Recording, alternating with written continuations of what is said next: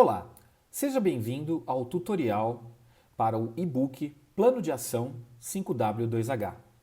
Nele, nós vamos explicar todos os passos para que você faça a leitura desse e-book e realize o seu plano de ação de forma fácil e prática. Primeiramente, ele é dividido em 4 partes: plano de ação, o que é o 5W2H, controle e conclusão. As siglas 5W2H são acrônimos de letras que identificam quais as perguntas que você tem que fazer para que você tenha um bom plano de ação. Estas palavras estão em inglês, logicamente as perguntas são em inglês. A primeira seria who, quem. A segunda seria what, o que. Where, onde. When, quando. E why, por quê.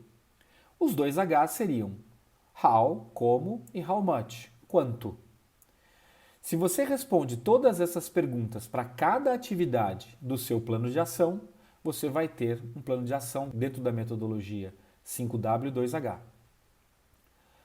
Para traçar um plano de ação, primeiramente a gente tem que ter um objetivo. Qual é o foco, qual é o projeto, qual a meta. Se você ainda não tem definido, você pode utilizar a metodologia da Meta Smarter, que é alvo de outro tutorial e de outro e-book, para definir o objetivo desse seu plano de ação. Se você já tem definido, basta que você decomponha todas as ações que você vai ter que fazer para alcançar o seu objetivo. E aí você utiliza a técnica do 5W2H para definir cada uma destas ações.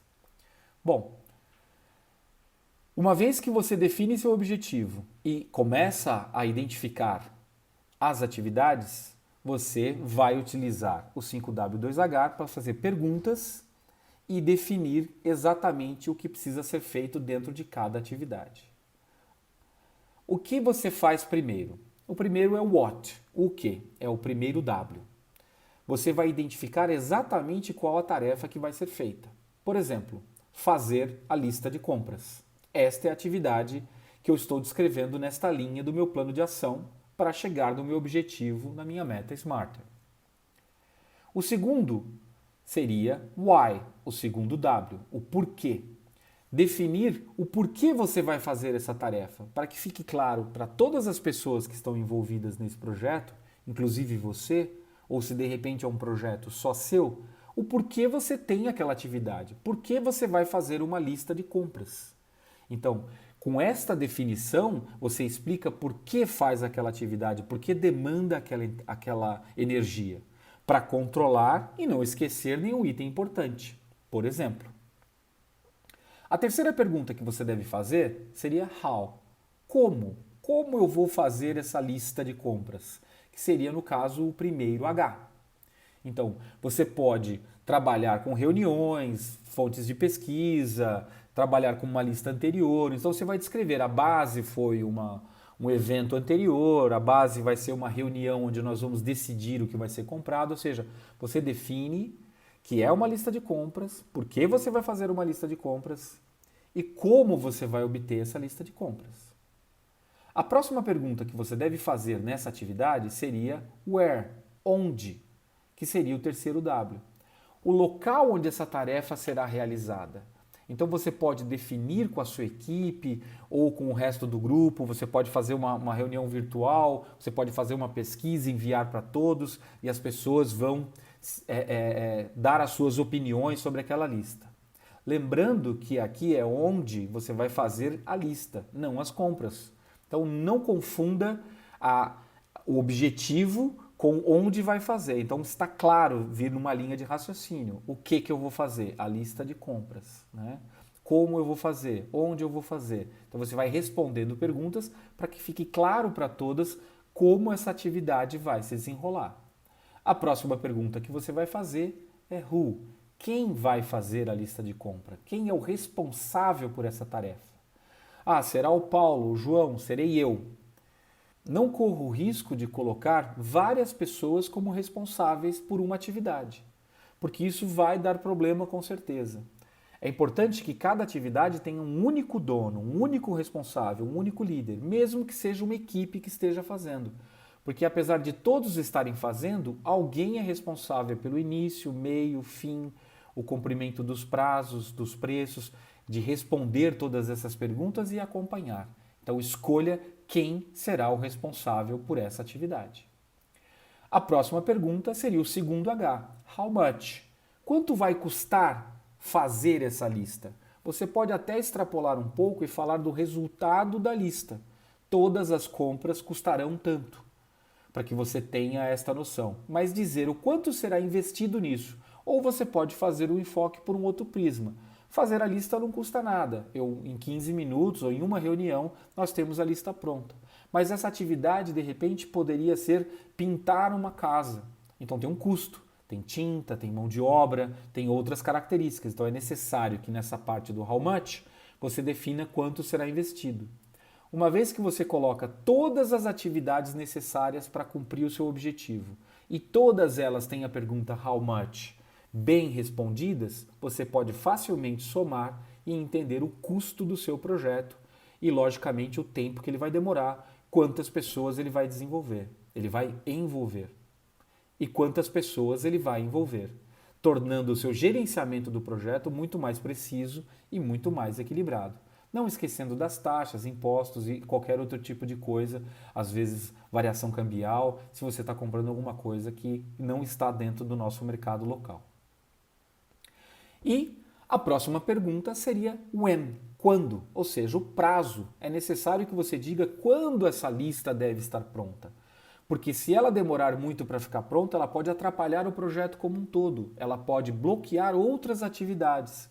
Ou ela pode gerar que compras erradas sejam feitas. Então você precisa estabelecer primeiro a lista, depois da lista vem essas atividades ou atividades que possam acontecer em paralelo.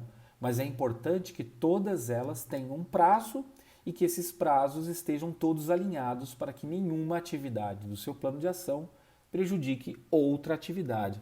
Então, estabelecer uma data. Então, não colocar uma semana, 3 meses, você colocar dia 17 de maio de 2020, 2022, não sei. Mas colocar exatamente a data que você precisa ter isso pronto. Em alguns casos, dependendo do gerenciamento e da necessidade, até o horário. Até o dia 21 de março de 2020, às 8 horas da manhã. Então é necessário que você seja bem específico para que as expectativas estejam bem alinhadas. Bom, falamos de todas as letras que envolvem a metodologia 5W2H. Agora vamos falar de controle. Mais fácil do que explicar uma teoria é dar o exemplo. Quando eu defino que eu quero ter um determinado peso em um determinado tempo e meu projeto é reduzir esse peso, é emagrecer, então eu defino as etapas. Procurar um profissional, melhorar a minha dieta, começar a praticar esporte, fazer determinados tipos de controle. Então essas são as atividades do meu plano de ação e eu preciso definir cada uma delas. O que? Procurar o médico especialista, um endocrinologista. Se eu puder dizer como, eu vou procurar na minha lista do meu plano de saúde e assim por diante. Eu quero ter isso definido até sexta-feira, dia 17 de março. Então você vai colocando todas as características. Isso está dentro do plano de ação. Agora, você medir alguma coisa, chegar na data onde você disse que vai perder o peso e descobrir que não perdeu o peso, na verdade não é controlar. Então, quando eu subo na balança dentro de uma farmácia, de um estabelecimento comercial, eu não estou controlando o meu peso, eu estou só medindo. Então é necessário que o gestor de projeto não faça só as medições, mas sim os controles. Que ele antecipe problemas, que ele ajude nas soluções, que ele altere os prazos, que ele negocie para que o prazo final não se altere nem os custos se alterem. Então ele precisa controlar o projeto para que ele tenha sucesso ao final. Dentro dessa dinâmica, outro ponto importante é o histórico. Você pode ter uma pessoa que vá um dia na reunião e te diga: eu vou aprontar a minha lista de compras até a próxima segunda-feira, dia 27 de julho. E você coloca esse prazo no seu plano de ação. Mas na segunda-feira, dia 27 de julho, você conversa com essa pessoa e ela diz: não ficou pronta. Eu vou aprontar ela até a próxima sexta-feira, dia 24, 23 ou quinta-feira. E aí na próxima reunião ela faz a mesma coisa, ela sistematicamente vai prorrogando o prazo. Quando você mantém o histórico dentro do seu controle de projeto, esta pessoa vai, logicamente, olhar quantas vezes ela adiou ou não cumpriu o seu prazo. Isto melhora a sua capacidade de controle e cria a mentalidade de não ficar postergando os prazos, da importância que esses prazos têm, evitando até que se faça um conflito, porque é óbvio, todos os participantes estão vendo isso. A pessoa sabe que já por uma ou duas vezes prorrogou um prazo, ela não quer ir para uma próxima reunião e fazer aquilo novamente. Então você cria uma forma mais suavizada de fazer esse tipo de controle.